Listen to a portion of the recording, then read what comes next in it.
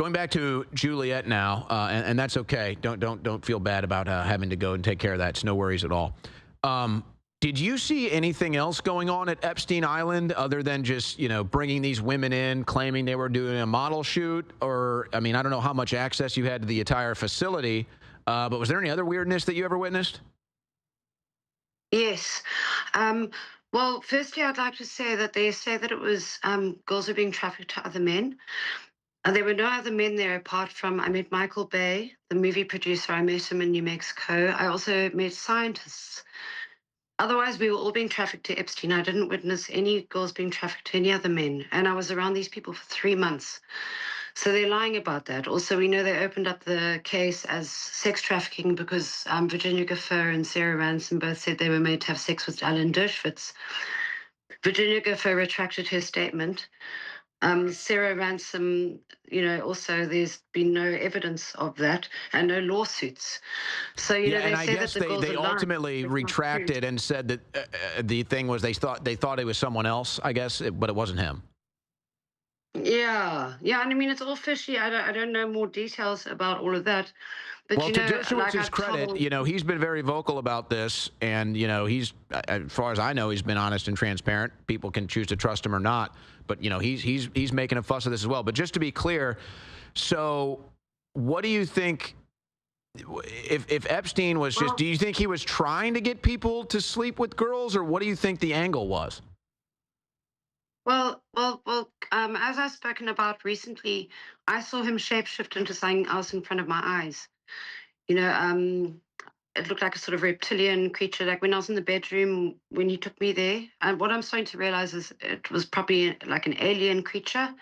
And it's hard talking about this because a lot of people think it's crazy, and I would also think it was crazy, but unfortunately, I saw it.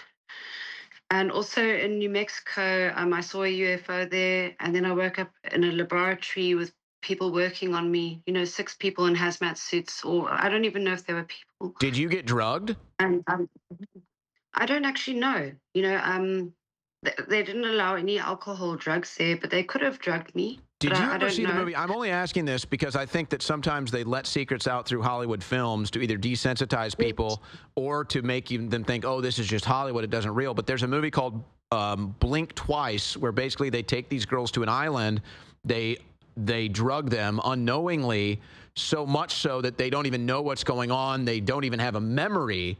Do you think maybe something like that might have been going on? I think it's even worse than that, to be honest, because I think what they've got there is underground laboratories. Epstein's ranch is directly in between Dulce Base and Roswell. As we all know, the military have got underground bases. I think, much like the movie series Westworld, if they could breed, create their own farm of humans, and if they really are drinking adrenochrome, it would make sense for them to create their own farm of humans. So what with everything that happened, I suddenly realized that I think they were taking our eggs. Because when I was taken to New Mexico, Epstein also gave me sort of a weird pelvic exam before I was sent home.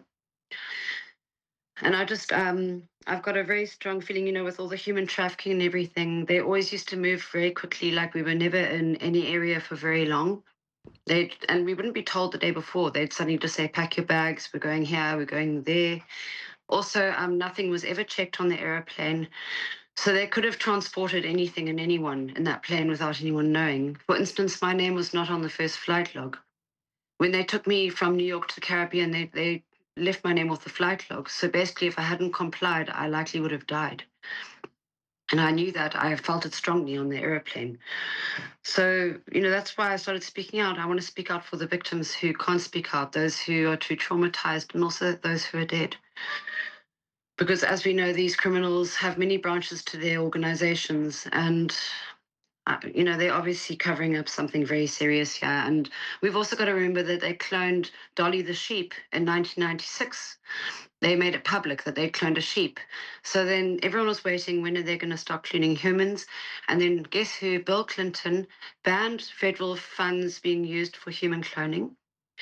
So, but it basically was still allowed, but not through the use of federal funds.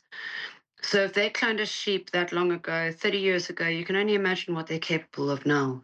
Did he ever talk And it's about very, that at very Zorro personal. Ranch? Because there were stories, mainstream news, talking about how he wanted to, like, clone and seed the human race, and allegedly that was happening at his Zorro Ranch.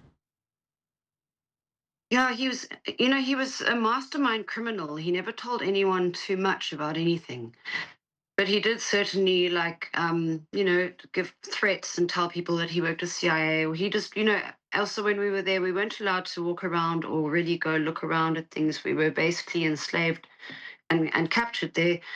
So, I mean, if anyone had found out too much information, I'd say they probably like would be dead now, which is terrible.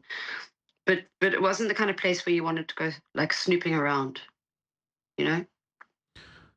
Well, I know you've told your story times before. Some pretty incredible things that you've said here today. I can't even imagine what it was like going through all of that and then trying to relive whatever you can recollect.